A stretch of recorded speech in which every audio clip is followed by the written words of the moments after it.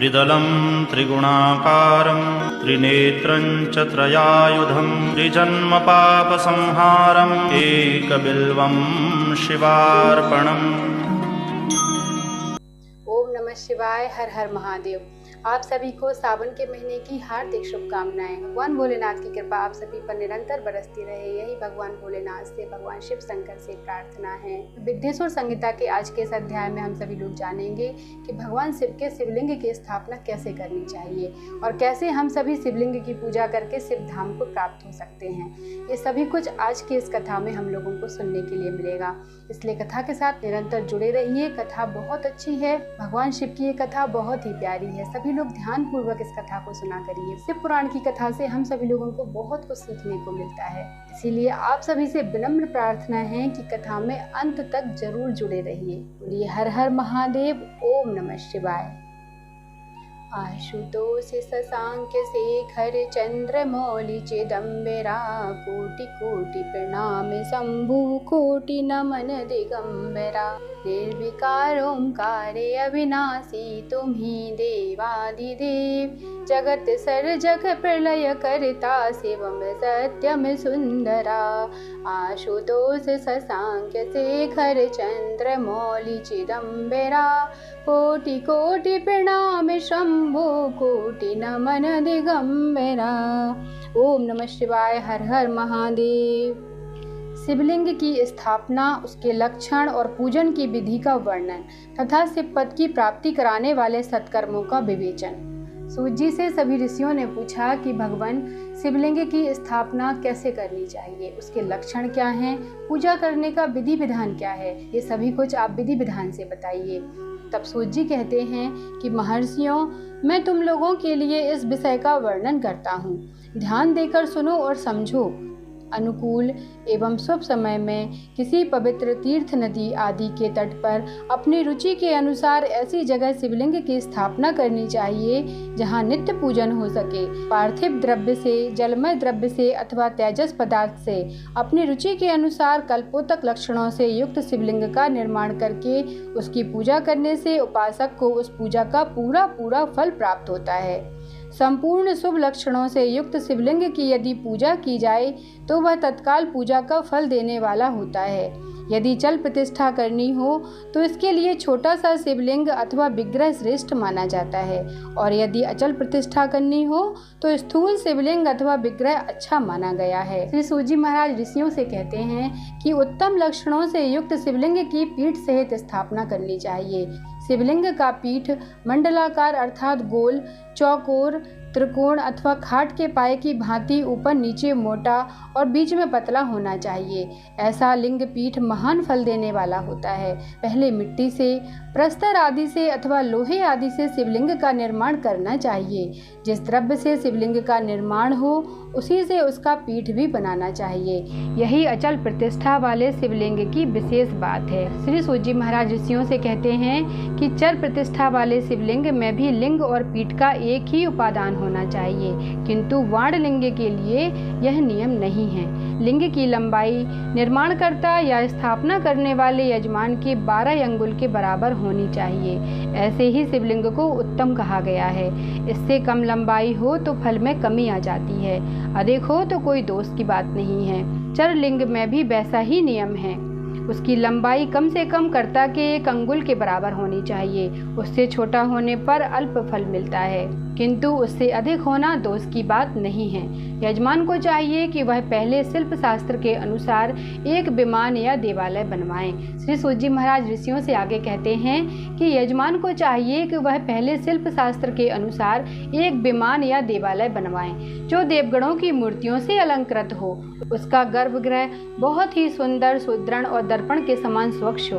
उसे 9 प्रकार के रत्नों से विभूषित किया गया हो। उसमें पूर्व और पश्चिम दिशा में 2 मुख्य द्वार हों। जहाँ शिवलिंग की स्थापना करनी हो उस स्थान के गर्त में नीलम, लाल, वैदूर्य, श्याम, मरकत, मोती, मूंगा, गोमेद और हीरा, इन 9 रत्नों को तथा अन्य महत्वपूर्ण द्रव्यों को वैदिक मंत्रों के साथ छोड़ें। सद्योजात आदि 5 वैदिक मंत्रों द्वारा शिवलिंग का 5 स्थानों में क्रमशः पूजन करके अग्नि में हविष्य मनुष्य की अनेक आहुतियाँ दें और परिवार सहित मेरी पूजा करके गुरु स्वरूप आचार्य को धन से तथा भाई बंधुओं को मनचाही वस्तुओं से संतुष्ट करें। याचकों को जड़ अर्थात स्वर्ण, ग्रह एवं भू संपत्ति तथा चेतन अर्थात गौ आदि वैभव प्रदान करें।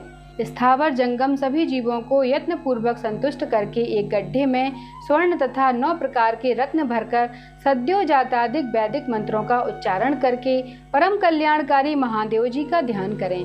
तत्पश्चात नाद घोष से युक्त महामंत्र ओमकार का उच्चारण करें। उक्त गड्ढे में शिवलिंग की स्थापना करके उसे पीठ से संयुक्त करें। इस प्रकार पीठ युक्त शिवलिंग की स्थापना करके उसे नित्य लेप दीर्घ काल तक टिके रहने वाले मसाले से जोड़कर स्थिर करें। इसी प्रकार वहां परम सुंदर वीर अर्थात मूर्ति की भी स्थापना करनी चाहिए। सारांश यह है कि भूमि संस्कार आदि की सारी विधि जैसी लिंग प्रतिष्ठा के लिए कही गई है वैसे ही मूर्ति प्रतिष्ठा के लिए भी समझनी चाहिए। अंतर इतना ही है कि लिंग प्रतिष्ठा के लिए प्रणव मंत्र के उच्चारण का विधान है, परंतु मूर्ति की प्रतिष्ठा पंचाक्षर मंत्र से ही करनी चाहिए। श्री सूजी महाराज ऋषियों से कहते हैं कि जहाँ पर लिंग की प्रतिष्ठा हुई है वहाँ भी उत्सव के लिए बाहर सवारी निकालने आदि के निमित्त मूर्ति को रखना आवश्यक है और इसके लिए मूर्ति को बाहर से लिया जा सकता है। उसे गुरुजनों से ग्रहण करें। शिव जी की बाह्य मूर्ति वही लेने योग्य है जो साधु पुरुषों द्वारा पूजित हो। इस प्रकार लिंग में और मूर्ति में भी की हुई महादेव जी की पूजा शिव पद प्रदान करने वाली होती है। स्थावर और जंगम के भेद से लिंग को 2 प्रकार का कहा गया है। वृक्ष लता आदि को स्थावर लिंग कहते हैं और कृमि कीट आदि को जंगम लिंग।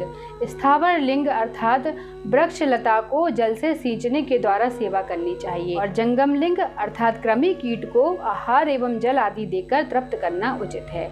उन स्थावर जंगम जीवों को सुख पहुँचाने में अनुरक्त होना भगवान शिव का पूजन है, ऐसा विद्वान पुरुष मानते हैं। श्री सूजी महाराज आगे ऋषियों से कहते हैं कि इस तरह महालिंग की स्थापना करके विविध उपचारों द्वारा उसका पूजन करें। अपनी शक्ति के अनुसार नित्य पूजन करनी चाहिए तथा देवालय के पास ध्वजारोहण आदि करना चाहिए। शिवलिंग साक्षात शिव का पद प्रदान करने वाला है अथवा चरलिंग में षोडोपचार द्वारा यथोचित रीति से क्रमशः पूजन करें। यह पूजन भी शिव पद प्रदान करने वाला है। आवाहन, आसन, अर्ध, पाद्य, पादांग, आचमन, अभ्यंग पूर्वक स्नान, वस्त्र एवं यज्ञोपवीत, गंध, पुष्प, धूप, दीप, नैवेद्य, तांबूल समर्पण, नीराजन, नमस्कार और विसर्जन ये 16 उपचार हैं अथवा अर्घ से लेकर नैवेद्य तक विधिवत पूजन करें। अभिषेक, नैवेद्य, नमस्कार और तर्पण ये सब यथाशक्ति नित्य करें। इस तरह किया हुआ शिव जी का पूजन शिव पद की प्राप्ति कराने वाला होता है अथवा किसी मनुष्य के द्वारा स्थापित शिवलिंग में, ऋषियों द्वारा स्थापित शिवलिंग में, देवताओं द्वारा स्थापित शिवलिंग में, अपने आप प्रकट हुए स्वयंभू शिवलिंग में तथा अपने द्वारा नूतन स्थापित हुए शिवलिंग में भी उपचार समर्पण पूर्वक जैसे तैसे पूजन करने से या पूजन की सामग्री देने से भी मनुष्य ऊपर जो कुछ कहा गया है वह सारा फल प्राप्त कर लेता है। परिक्रमा और नमस्कार करने से भी शिवलिंग शिव पद की प्राप्ति कराने वाला होता है। श्री सूजी महाराज ऋषियों से कहते हैं कि यदि नियम पूर्वक शिवलिंग का दर्शन मात्र कर लिया जाए तो वह भी कल्याणप्रद होता है। मिट्टी, आटा, गाय के गोबर, फूल, कनेर, पुष्प, फल, गुड़, मक्खन, भस्म अथवा अन्न से भी अपनी रुचि के अनुसार शिवलिंग बनाकर तदनुसार उसका पूजन करें अथवा प्रतिदिन 10,000 प्रणव मंत्र का जप करें अथवा दोनों संध्याओं के समय 1-1 सहस्त्र प्रणव का जप किया करें। यह क्रम भी शिव पद की प्राप्ति कराने वाला है, ऐसा हम सभी को जानना चाहिए। श्री सूजी महाराज ऋषियों से आगे कहते हैं कि जप काल में मकरांत प्रणव का उच्चारण मन की शुद्धि करने वाला होता है। समाधि में मानसिक जप का विधान है तथा अन्य सब समय भी उपांशु जप ही करना चाहिए। नाद और बिंदु से युक्त ओंकार के उच्चारण को विद्वान पुरुष समान प्रणव कहते हैं। श्री सूजी महाराज कहते हैं कि यदि प्रतिदिन आदर पूर्वक 10,000 पंचाक्षर मंत्र का जप किया जाए अथवा दोनों संध्याओं के समय 1-1 सहस्त्र का ही जप किया जाए तो उसे शिव पद की प्राप्ति कराने वाला समझना चाहिए। ब्राह्मणों के लिए आदि में प्रणव से युक्त पंचाक्षर मंत्र अच्छा बताया गया है। कलश से किया हुआ स्नान, मंत्र की दीक्षा, मातृकाओं का न्यास, सत्य से पवित्र अंतःकरण वाला ब्राह्मण तथा ज्ञानी गुरु, इन सबको उत्तम माना गया है। सूजी कहते हैं कि द्विजों के लिए नमः शिवाय के उच्चारण का विधान है। द्विजेतरों के लिए अंत में नमः पद के प्रयोग की विधि है, अर्थात वे शिवाय नमः इस मंत्र का उच्चारण करें। स्त्रियों के लिए भी कहीं कहीं विधि पूर्वक नमोन्त उच्चारण का ही विधान है, अर्थात वे भी शिवाय नमः का ही जप करें। कोई ऋषि ब्राह्मण की स्त्रियों के लिए नमः पूर्वक शिवाय के जप की अनुमति देते हैं, अर्थात वे नमः शिवाय का जप करें। पंचाक्षर मंत्र का 5 करोड़ जप करके मनुष्य भगवान सदाशिव के समान हो जाता है। 1, 2, 3 अथवा 4 करोड़ का जप करने से क्रमशः ब्रह्मा, विष्णु, रुद्र तथा महेश्वर का पद प्राप्त होता है। अथवा मंत्र में जितने अक्षर हैं उनका पृथक पृथक 1-1 लाख जप करें, अथवा समस्त अक्षरों का एक साथ ही जितने अक्षर हों उतने लाख जप करें। इस तरह के जप को शिव पद की प्राप्ति कराने वाला समझना चाहिए। यदि 1000 दिनों में प्रतिदिन सहस्त्र जप के क्रम से पंचाक्षर मंत्र का 10 लाख जप पूरा कर लिया जाए और प्रतिदिन ब्राह्मण भोजन कराया जाए तो उस मंत्र से अभिष्ट कार्य की सिद्धि होने लगती है। श्री सूजी महाराज ऋषियों से कहते हैं कि ब्राह्मणों को चाहिए कि वह प्रतिदिन प्रातःकाल 1008 बार गायत्री का जप करें। ऐसा होने पर गायत्री क्रमशः शिव का पद प्रदान करने वाली होती है। वेद मंत्रों और वैदिक सूत्रों का भी नियम पूर्वक जप करना चाहिए। वेदों का पारायण भी शिव पद की प्राप्ति कराने वाला है, ऐसा जानना चाहिए। ज्ञान जो बहुत से मंत्र हैं उनका भी जितने अक्षर हों उतने लाख जप करें। इस प्रकार जो यथाशक्ति जप करता है वह क्रमशः शिव पद मोक्ष को प्राप्त कर लेता है। अपनी रुचि के अनुसार किसी एक मंत्र को अपनाकर मृत्यु पर्यंत प्रतिदिन उसका जप करना चाहिए, अथवा ओम इस मंत्र का प्रतिदिन 1 सहस्त्र जप करना चाहिए। ऐसा करने पर भगवान शिव की आज्ञा से संपूर्ण मनोरथों की सिद्धि होती है।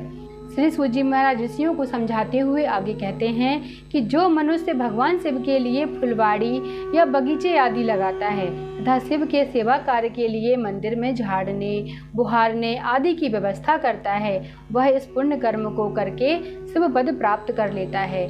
भगवान शिव के जो काशी आदि क्षेत्र हैं उनमें भक्ति पूर्वक नित्य निवास करें। वह जड़ चेतन सभी को भोग और मोक्ष देने वाला है। अतः विद्वान पुरुष को भगवान शिव के क्षेत्र में आमरण निवास करना चाहिए।